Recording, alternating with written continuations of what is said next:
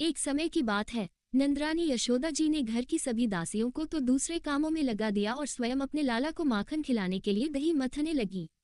मैया कन्हैया की लीलाओं का स्मरण करती और गाती भी जाती थी। नंद बाबा के यहाँ हजारों सेवक सेविकाएं थीं, लेकिन लाला का काम मैया अपने हाथों से ही करती थी। आप सोचेंगे वह स्वयं माखन क्यों निकाल रही थी? किसी सेवाधारी से भी ये कार्य करा सकती थी, तो गुरु भगवान ने बताया मैया लाला का कार्य स्वयं करती है, इससे मैया और कान्हा का प्रेम बढ़ता है। जो माताएं अपने बच्चों का कार्य स्वयं नहीं करती, सेवकों से करवाती हैं, उनके बच्चों का बड़े होकर अपने माता पिता से प्रेम रहेगा कि नहीं, ये अपने आप में संदेहजनक है। यशोदा मैया ने बालों में कुछ फूल लगाए हुए थे। वो फूल दही मंथन के समय बालों से निकलकर चरणों में गिरने लग गए। फूलों ने सोचा, यशोदा मैया श्री कृष्ण की इतनी प्रेमी भक्त हैं, इनके सिर पर रहने का अधिकार हमको नहीं है। इनके चरणों में रहकर ही हमको अपना जीवन सफल करना होगा। कन्हैया अपनी मैया के पास आए और मैया के हृदय में प्रेम को बढ़ाते हुए दही की मथानी पकड़ ली, उन्हें दही मथने से रोक दिया और स्वयं माता की गोद में कूदकर चढ़ गए। वात्सल्य स्नेह की अधिकता के कारण मैया लाला को दूध पिलाने लगी। पद्मगंधा गाय का दूध आग में रखा हुआ था, वो उबलने लग गया। गया के दूध ने सोचा, कन्हैया आज मैया का दूध ही पी लेंगे तो मेरे को स्वीकार नहीं करेंगे, इसलिए मैं आग में कूदकर आत्महत्या कर लूंगा। अगर भगवान मुझे स्वीकार नहीं करेंगे तो मेरे जीने का क्या लाभ। दूध उफनता देखकर मैया ने लाला को अतृप्त ही छोड़कर जल्दी से दूध उतारने के लिए चली गई। इससे कन्हैया को क्रोध आ गया। उन्होंने सोचा, जिस दूध दही ने मेरे और मैया के बीच में भेद डाला है, अब इस दूध दही को सुरक्षित नहीं रहने दूंगा। कन्हैया ने एक पत्थर उठाया और पास रखी हुई मटकी पर दे मारा। मटकी फूट गई और दूध दही फैल गया। अब कन्हैया ने बनावटी आंसू आंखों में भर लिए, दूसरे कमरे में जाकर बासी माखन खाने लगे और बंदरों को भी खिलाने लग गए। सोचा, ये मेरे पूर्व जन्म के साथी हैं। जब मैं यहाँ आई उन्होंने देखा मटकी टूटी पड़ी है, माखन फैला हुआ है। मैया समझ गई कि यह सब मेरे लाला की ही करतूत है।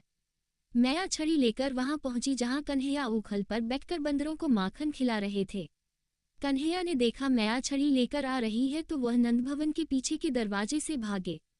आज बड़ी विलक्षण लीला हो रही है। बड़े बड़े देवता देख रहे हैं, नारद जी देख रहे हैं, गोपियां देख रही हैं। भगवान आगे आगे और भक्त पीछे पीछे भाग रहा है। बड़े बड़े योगी तपस्या के द्वारा अपने मन को अत्यंत सूक्ष्म व शुद्ध बनाकर भी जिनमें प्रवेश नहीं करा पाते, उन्हीं भगवान को पकड़ने के लिए यशोदा जी पीछे पीछे दौड़ रही हैं, किंतु श्री कृष्ण हाथ नहीं आते। जब कन्हैया ने देखा मैया थक गई, तब वो खड़े हो गए और मैया ने पकड़ लिया। कन्हैया का हाथ पकड़कर वे उन्हें डराने धमकाने लगी। उस समय लाला की झांकी बड़ी विलक्षण हो रही थी। कन्हैया रोने और आंसू बहाने लग गए। यशोदा मैया ने देखा कि लाला बहुत डर गया है। मैया ने छड़ी फेंक दी। इसके बाद सोचा कि इसको एक बार रस्सी से बांध देना चाहिए। मैया ने रस्सी मंगाई बांधने के लिए और कन्हैया को बांधने लग गई। कन्हैया ने फिर से लीला प्रारंभ कर दी। रस्सी 2 अंगुल छोटी पड़ गई। तब मैया ने दूसरी रस्सी जोड़ी, वह भी 2 अंगुल छोटी पड़ गई। इस प्रकार सारे गोकुल की रस्सी जोड़ दी, फिर भी कन्हैया को न बांध सकी और रस्सी छोटी पड़ी तो 2 अंगुल रस्सी छोटी पड़ने का अभिप्राय अर्थ भगवान बताते हैं कि मैया में ये 2 काम जब पूरे होते हैं तभी मैं किसी के बंधन में आता हूँ। कौन से? भजन करने वाले भक्त में अभिलाषा हो और भगवान की कृपा हो, तभी भगवान भक्त के काबू में आते हैं, बंधन में बंधते हैं। भगवान श्री कृष्ण ने देखा मैया बहुत थक गई हैं, तब कृपा करके वे स्वयं ही मां के बंधन में बंध गए। वैसे तो श्री कृष्ण परम स्वतंत्र हैं। ब्रह्मा, इंद्र आदि के साथ ये संपूर्ण जगत इनके वश में है। फिर भी इस तरह बंध कर उन्होंने संसार को ये बात बताई कि मैं प्रेमी भक्तों के वश में हूँ। संस्कृत में डोरी को दाम कहते हैं और उदर कहते हैं पेट को। यशोदा मैया ने भगवान श्री कृष्ण के पेट को रस्सी से बांधा, इसलिए भगवान का नाम पड़ा दामोदर। मैया कन्हैया को ऊखल से बांधकर अपने काम में लग गई। कन्हैया ने देखा मैया अपना काम कर रही है तो मैं भी अपना काम कर लूं। नंद भवन के बाहर यमलार्जुन के 2 वृक्ष खड़े हुए थे।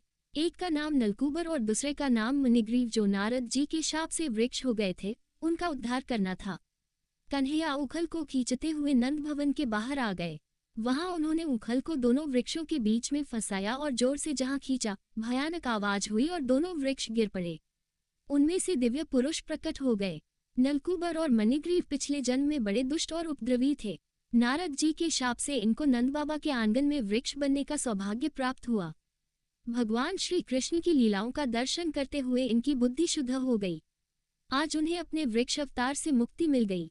उन्होंने श्री कृष्ण से वरदान मांगा, हे प्रभु, आज के बाद हमारी वाणी से अगर कुछ निकले तो आपका नाम निकले या आपकी कथा निकले।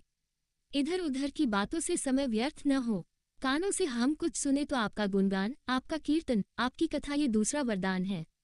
हाथों से अगर कोई काम करे तो आपकी सेवा, मंदिर की सेवा, संत की सेवा, ठाकुर सेवा हो। ये है हाथों का उपयोग। मन हमेशा आपका चिंतन करे, ये वरदान मांगा। हमारा मस्तक सारे लोगों को प्रणाम करने के लिए झुकता रहे, क्योंकि सारे लोगों में आप विराजमान हैं। हमारी दृष्टि सदा आपके दर्शन करे या भगवत भक्त के दर्शन करे, ऐसा हमें वरदान दीजिए। भगवान ने उनको वरदान दिया और वो भगवान के धाम को चले गए। ये गोपी नंदन भगवान अनन्य प्रेमी भक्तों के लिए जितने सुलभ हैं, उतने ही देहाभिमानी, कर्मकांडी एवं तपस्वियों के लिए दुर्लभ हैं। श्री कृष्ण भगवान जानते थे कि कलियुग में उनकी लीलाएं अत्यंत मनोहारी होगी, जो मन को खींचेगी। इसलिए उन्होंने ये लीला की। 2 अंगुल रस्सी छोटी पड़ने का अभिप्राय है कि भगवान दिखाना चाहते हैं, जब किसी मनुष्य के मन में इच्छा और अहंकार 2 अंगुल होते हैं और वो मुझे पाने की अभिलाषा करता है, तब मैं उससे नहीं बंधता। जब उसके मन से इच्छा और अहंकार निकल जाते हैं, तब मैं उस पर कृपा करता हूँ और उसके बंधन में बंध जाता हूँ।